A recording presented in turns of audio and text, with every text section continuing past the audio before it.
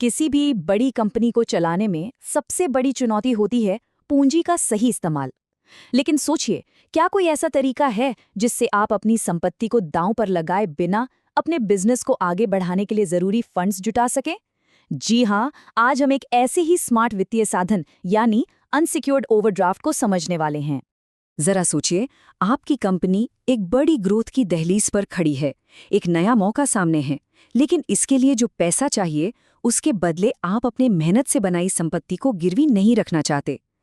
ये एक बहुत ही आम दुविधा है। तो सवाल उठता है, बिना कुछ गिरवी रखे पैसा आएगा कहाँ से?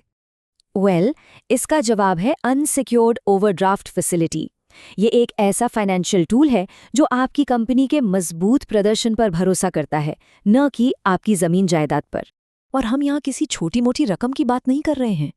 ये सुविधा आपको 15 करोड़ रुपए तक की बड़ी पूंजी मुहैया करा सकती है। सोचिए, इतनी पूंजी से आप एक नया प्लांट लगा सकते हैं या फिर बाजार में एक बड़ी छलांग लगा सकते हैं। तो ये काम कैसे करता है?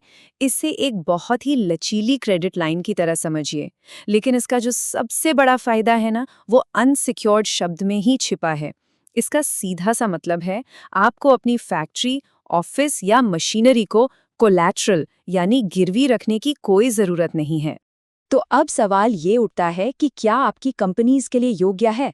आखिर बैंक या कोई भी वित्तीय संस्थान आपकी कंपनी की माली हालत को कैसे परखते हैं? चलिए उन 5 खास पैमानों पर एक नज़र डालते हैं जो वो देखते हैं।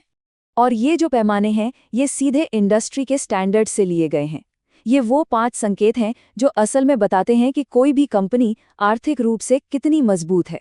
तो चलिए इन्हें एक एक करके समझते हैं। पहला और सबसे जरूरी पैमाना है क्रेडिट रेटिंग, जो BBB या उससे ऊपर होनी चाहिए। इसे आप अपनी कंपनी का रिपोर्ट कार्ड समझिए।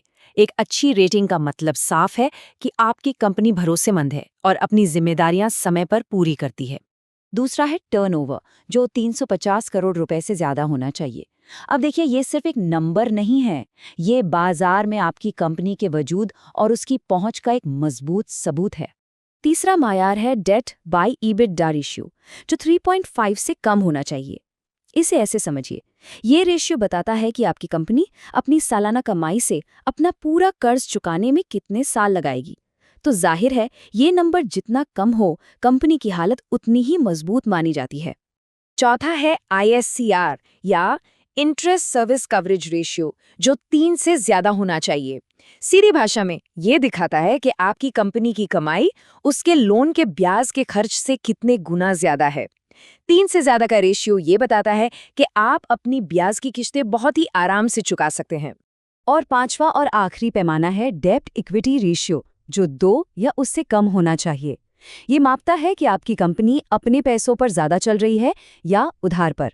तो जाहिर है, कम रेशियो का मतलब है ज्यादा आत्मनिर्भरता और एक मजबूत बुनियाद। तो ठीक है, मान लेते हैं कि आपकी कंपनी इन सभी पैमानों पर खरी उतरती है। तो इसका असली फायदा क्या है? ये आपके बिजनेस को आगे बढ़ाने में असल में कैसे मदद करता है? चलिए अब इस पर बात करते हैं। यहाँ आपको सबसे बड़ा फर्क साफ दिखेगा। एक तरफ है सिक्योर्ड लोन, जहां आपकी संपत्ति दांव पर लगी होती है, और दूसरी तरफ है ये अनसिक्योर्ड ओवरड्राफ्ट, जहां आपकी सारी संपत्ति सुरक्षित और महफूज रहती है।